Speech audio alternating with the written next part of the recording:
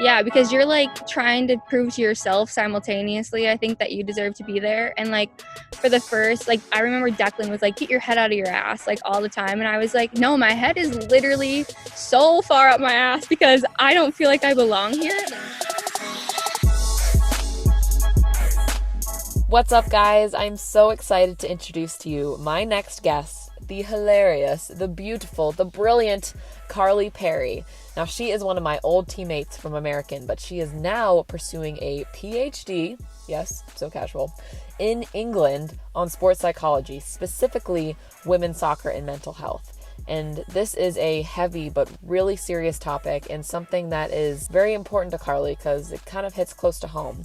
So Carly grew up a soccer player her entire life. She was obsessed with the sport, but she suffered an ACL tear at a really young age. So that put her down a path of recovery and fighting to get back onto the field. But as most people out here who have torn an ACL before, you know how easy it is to tear again. So Carly did suffer multiple ACL tears, which kind of started to weigh heavy on her and started to affect her mentally, her relationship with food and body image. And this is something that happens to so many athletes after suffering an injury and being taken away from their sport.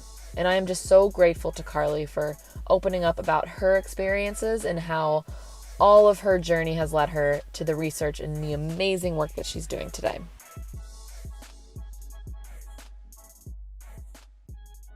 My brother's out here. He's going inside now. He can't do this. Is he listening? He's walking inside.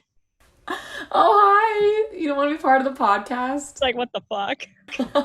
He's studying for law school. We're like, oh my gosh, your home is just filled with some intellectuals right now, huh? And some plants. My mom's been like all of a sudden into gardening over COVID. You're in Minnesota now? Yeah. I love Minnesota. It looks beautiful. I love England way more, but I love Minnesota. Yeah, so I'm trying to figure out where I want to begin with you. I think I'll do like an intro later on, but you can do it now. I'm here for it. Let's hear it. Okay. What's up, everybody? I can't take myself seriously. I'm here with Carly Perry, one of my old teammates from American. We were on the team together for just 1 year because you transferred in, and now you're in England studying for your PhD in sports psychology, correct? Yeah. That is pretty badass. But I do want to bring it all the way back to when you were growing up, little Carly, and I want to talk about, how old were you when you really started to get into sports, whether it was soccer at first, or when did you kind of dive into being an athlete? Ooh. Probably like 4 or 5. I started playing soccer, and then as every little girl in America, soccer is like the sport to play. Mm-hmm. Which is quite different actually from England because there it's like not a sport you play. But anyways, I joined a U13 team when I was 10, so that was probably the first time, like the first stage in, I guess, progressing beyond like my local team. Mm-hmm. And then I made varsity soccer when I was 12, which was like quite a big deal for where I'm from in the sense that my high school was like notoriously like this soccer high school. And like I was already going to college ID camps and stuff like when I was 12. Yeah, but then I tore my ACL like quite quickly into that season. So I was 13 when I tore my ACL. And at that time I was playing for a club team that was quite good, but I wasn't very good on my club team. I was just like average. I played on that team recovering from my ACL, obviously. And then the following year I tore my ACL again. So that kind of took away from that club fun experience. I got cut from that club team when they told me I wouldn't like recover from my second ACL. And obviously when you're like 14 and your whole life has been about soccer, as I just said, when I was like 5, I was like, oh no, world is ending. And at the same time, at that age, there's not really that many people around you that have torn their ACL. So I was quite young, and it ended up being like a very cool opportunity for me to connect with people later on that had torn their ACL because I was kind of like this go-to person in Minnesota for that, like in the soccer community. I think it's quite different than our experience at American where this isn't good, but girls were tearing their ACLs like left and right. So I didn't really have a community around me that even had injury, let alone like a serious, severe injury. Yeah. But I just went on a whole injury rant, but yeah. No, that's interesting because I wasn't sure when you had your first ACL, but that's so young. And so that must have been hard because not only are that's like such a major injury that Yeah. requires a long recovery process, but you don't have anyone near you to confide in that many older people, older athletes do. Yeah, and then they did my surgery wrong. So I like basically recovered for 9 months with like a shit surgery. I can't say shit. And No, do then it. Fuck it. they like told me I could go back and play, but they were like, your surgery was not good. So What I do was they just mean by like, that? Like what happened? like some ACL surgeries actually just fail. Actually, a good proportion of them just fail, as in like the ligament doesn't attach properly or it's not strong. And at this time, I wasn't done growing, so they used my hamstring. They couldn't use my patella. Yeah. And so there's obviously like quite a bit of debate. I don't know all the science behind it about which one to use, but um, anyways, yeah, they just made the graft too long. So like they did this test and they're like, your ACL is not stable really. Oh And my. it didn't get any better. Wow. How did that affect you mentally, even being that young? Like, did you the whole time you're like, "Oh, I'll be fine," but what were you really going through? So I got kind of chunky like after the first one because like I was so used to just eating whatever. But it didn't bother me, which is kind of weird because like as I'll tell you later, like food and like appearance became a bigger part of my life in my soccer career. But like when I was 12, I was like, whatever, like I'm kind of chunky. I like Taco Bell. Like it didn't really matter. Chalupas. But like I like sucked down Baja Blast like on the regular and like carried on happily. But I guess I was really, really, really sad to get cut from that club team because they were all like my best friends. Mentally, I guess I was sad about like the team part of it, but I don't think I realized the impact it had until I got hurt again in my first year at Manhattan, where I played college soccer. Only because once I got hurt again, it kind of like re-triggered this path because it wasn't necessarily the injury that like was mentally draining. It was just the recovery and everything. And it's not just the first year. It's like all the years after because like I'm trying to get back on a good club team. I'm trying to get recruited. And on top of that, you're playing all the time with knees that are like rocky. And like you remember those tournaments where you'd go and play like 5 games. So I was still at the age where we would have that. Right, I'm like 16 playing in these college showcases. And I remember we went down to Florida. My whole family went with me. And I was guest playing for this team. And we had 6 games in 5 days. And this was after both my ACLs. So I ended up getting recruited from that tournament. So it like is kind of a joke in our family. But I kid you not, my whole family slept in the same hotel room, and they could not sleep because I slept with like these ice machines on my knee, and they were like the ones that like Marley and all of them had, you know. And so like my brothers like put pillows under my legs, and like there was like ice packs on them. But so I just think when I got hurt, to bring it back in, I think when I got hurt my first year at Manhattan, and like when mental health stuff kind of was triggered, I think it was in part because this wasn't just like an injury at 13 and then 14. It was like a prolonged illness almost. Like, I mean, like an injury is like in a sense a chronic thing. Yeah, especially when it it involves such extensive rehab. It almost feels like you probably just live with a constant reminder like any step I take, my ACL is not as stable as it used to be. And you just are constantly thinking of it. Yeah. I think that's a good point because like it's quite weird too. Most girls don't tear their ACLs from contact. So like I stepped over a cone the last time I tore it in England. I stepped over a cone. So then I'm like, well, now every time I'm like running on a trail, I'm like, oh my God, there's a stick. And like that sounds kind of silly. And it doesn't make me panic, but I'm just like, It's a thought that you just now are going to have always. I want to talk about we'll go back to the injuries because that's obviously a big conversation. But when did you know that you wanted to play college soccer? probably when I was in 8th grade because everybody from my high school would go and not everybody, but like a lot of girls would go and play college soccer. And I just thought that was so cool. And everybody went to the University of Minnesota, like 3 girls a year probably from my high school. So I was like, oh yeah, like I want to be her. Yeah. So probably from a really young age. Yeah. So what was your recruitment process? Because overall, how many colleges did you attend? 3? 3, yeah. 3 total. So your first school was Manhattan College in New York. So how did you get recruited by them? The tournament in Florida with all the. That was it. Yeah, I really had to do that on my own. I mean, everybody gets recruited on their own, but like I didn't have a club team that coaches were coming to watch.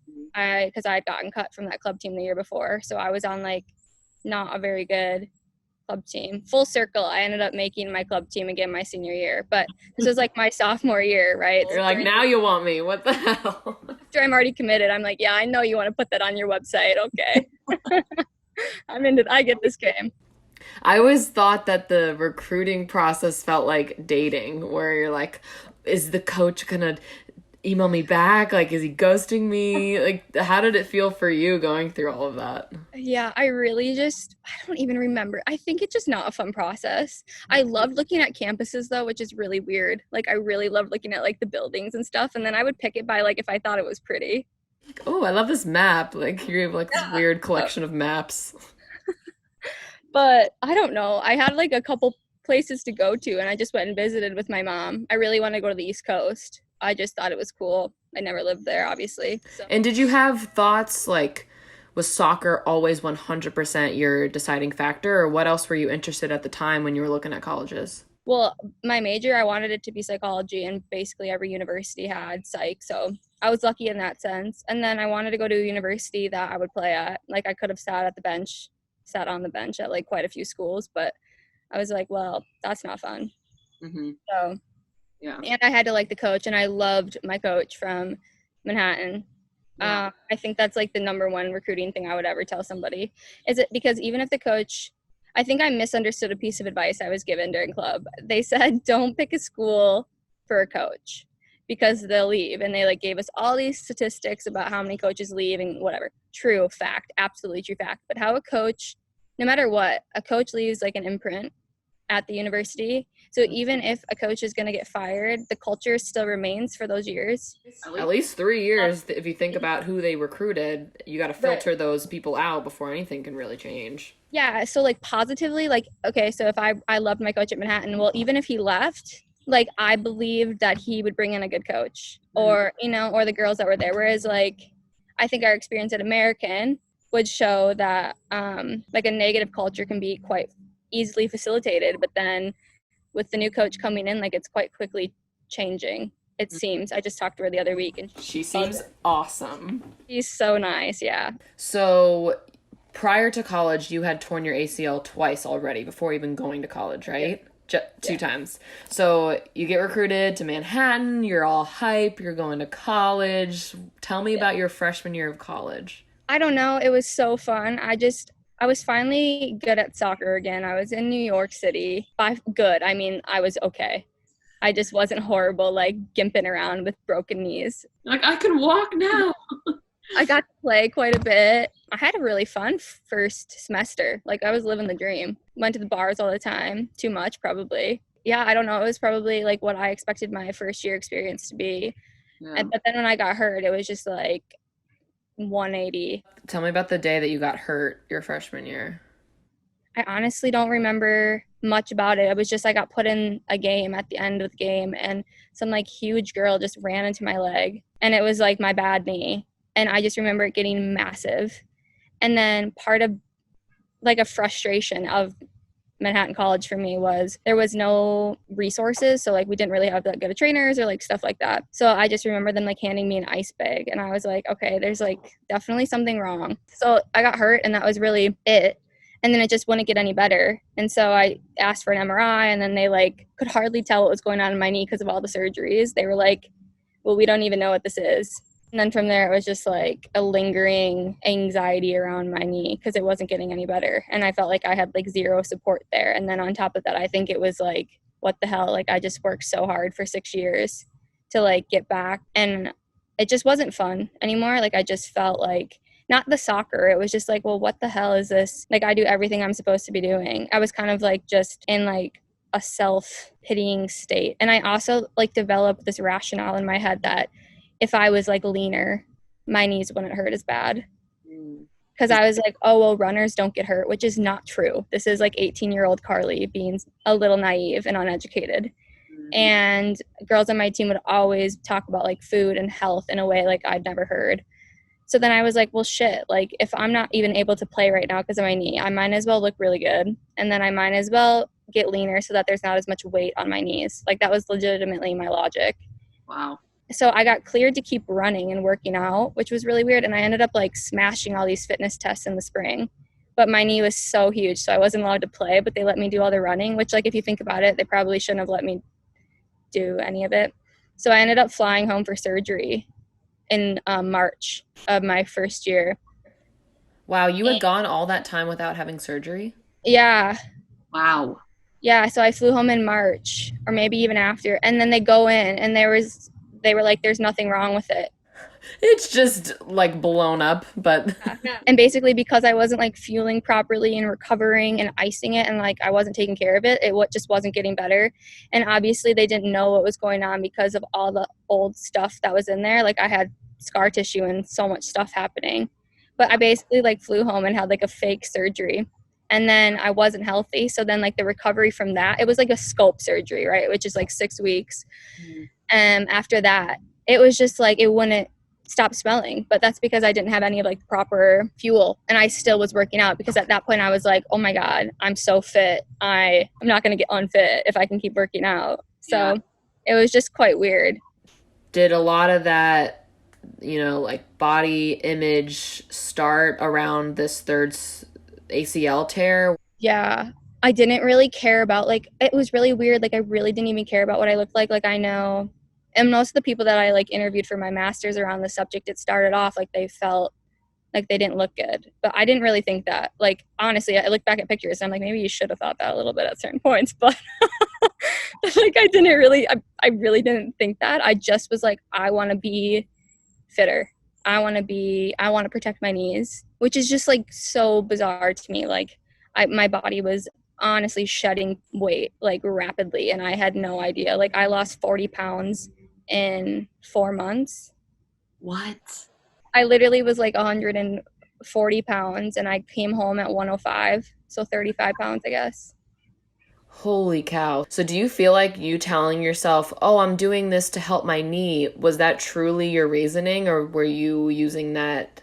I think at first it was definitely for performance, but then it was like, it's something I can control. And it's something that like I feel I'm successful at. Interesting. Wow, I'm getting thinner. There is an element of success and achievement that I'm not getting from sport that I usually get.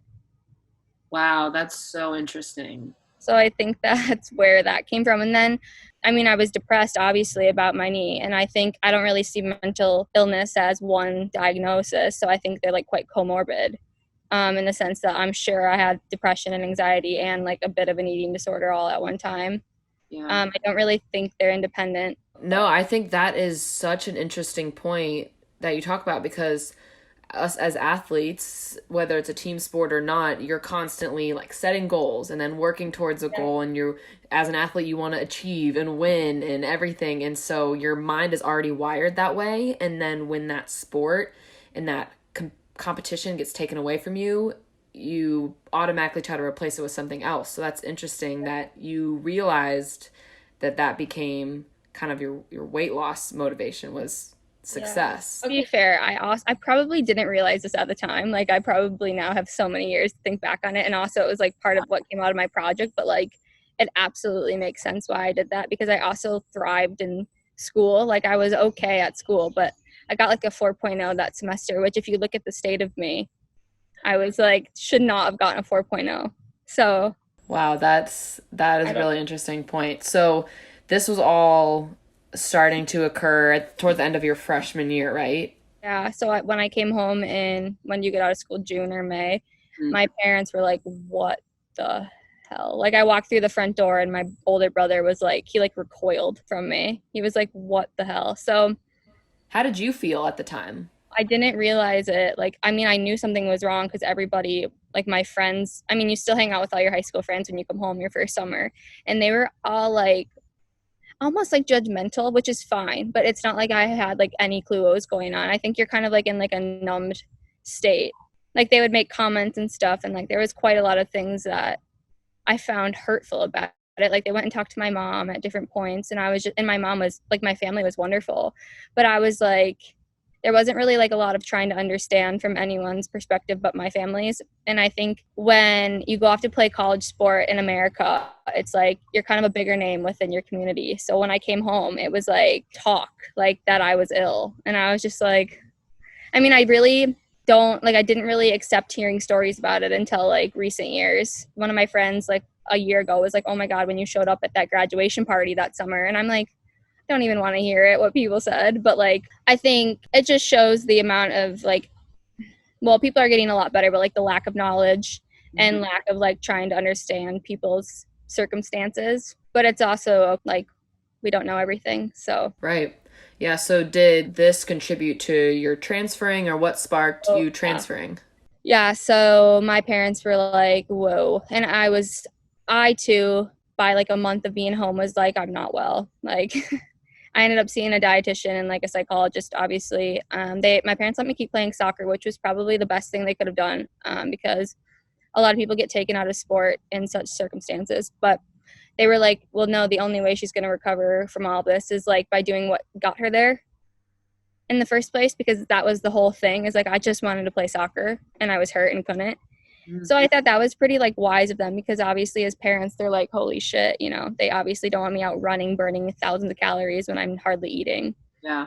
But basically like a month in, I was like, I can't go back there. Like, I'm not ready to go back there. And weirdly, I don't think you guys even know the story, anyone from American. I went and visited American that summer with my dad. I was like, I'm not ready to go play Division I soccer yet, blah, blah, blah. So I ended up going to the University of St. Thomas for a year, which was wonderful, had its own things, but like for my well-being, it was wonderful. I was close to home, got to play soccer, had the best friends there. And then I was like, oh, I want to go play Division I soccer. I'm not done with this whole thing. And so I called Annabelle and I was like, yeah, so I'm in a better place. I don't think she had any idea what I was talking about. Like, honest to God.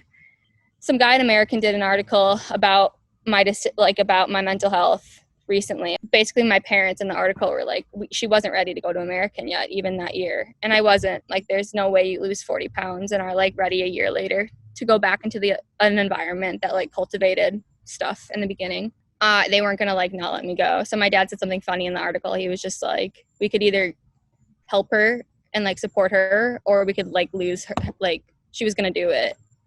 So, which sounds really dramatic, like it's just sport, but like at the time, obviously it wasn't. So there I went to American, where I met all of you guys. Yeah. So where our worlds collided. So you decide to go and take your game to the next level, play Division I. What were some of your emotions as you were starting to play Division I? It was like, I was excited to be back, and I was like, oh, look at this locker room, like this gear, this is nice.